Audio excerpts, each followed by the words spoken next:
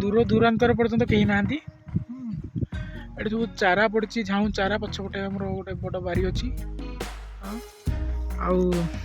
मुझे आसली ये खावा ये खाईदे भोक होगा टाइम होगा से टाइम 10 ରୁ 12ଟା हरिण 10 ରୁ 12ଟା हरिण यही सैड दौड़ी गले विश्वास करनी जहाँ लगिला मत फास्ट टाइम मु जंगल यहाँ आम गाँ जंगल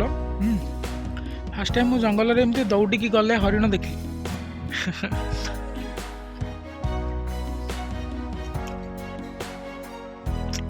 बहुत बढ़िया लगे भाई किसी एसी बेसी दरकार नहीं हल्का हल्का पवन बाजुची सहित खाଇବା मस्त पूरा देसी गाई घी पराटा सेकाई सोला जस्ट टे फ्राए कराई बैगण सेकाई पत्रकोबी भजा ही मटर पड़ी ग्रीन मटर सोयाबीन कषा पराटा कौन लगुच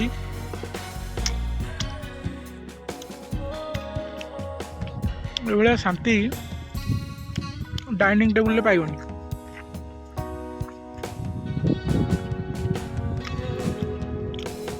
मुझे तो कह नेचर सहित किसी समय बितातु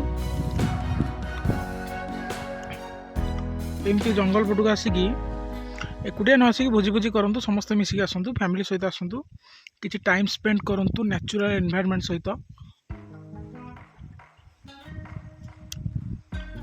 रोग होबार चांस नहीं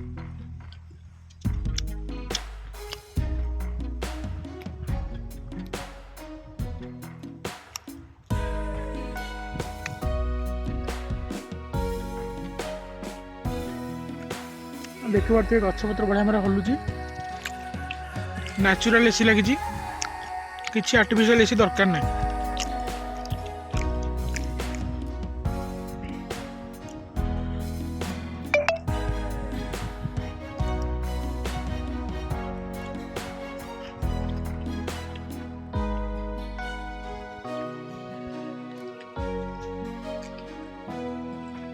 मजा आसला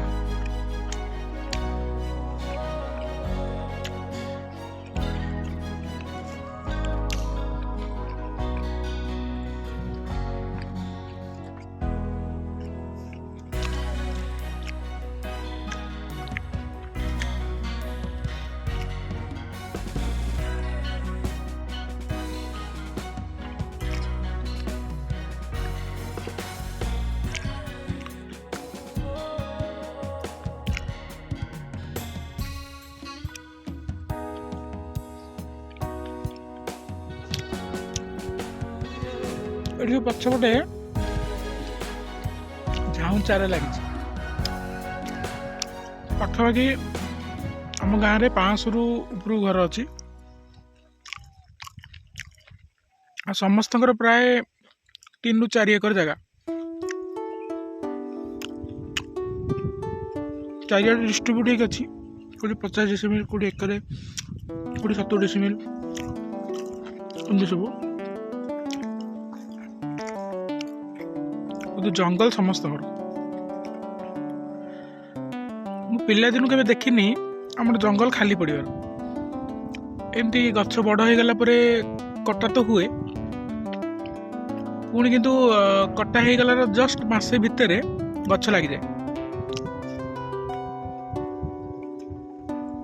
मतलब बहुत गर्व लगे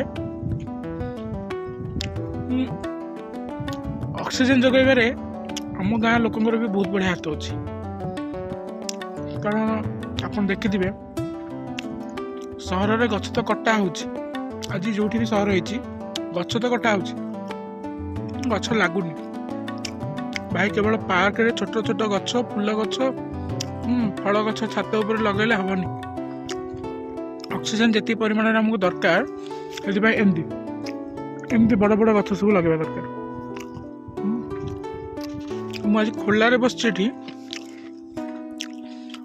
भितर को भाई एमती भी जगह अच्छी जो खरा पड़ुनी माने एत गछ एमती गोटे गोटे नेचुरल प्लेस को जातु एंजॉय करंतु ଆଉ ଆଉ କ'ଣ କହିବି ଭାଇ, ଏଇ ଯେଉଁ ମଜା ଲାଗୁଛି ନା, ଏଇ ଯେଉଁ ଶାନ୍ତି ଲାଗୁଛି, ଏଇ ଯେଉଁ ଖୁସି ଲାଗୁଛି, ସେ ନିଜେ ଅନୁଭବ କଲେ ହିଁ ଆପଣ ଜାଣିପାରିବେ। ଧନ୍ୟବାଦ। ଜୟ ଜଗନ୍ନାଥ।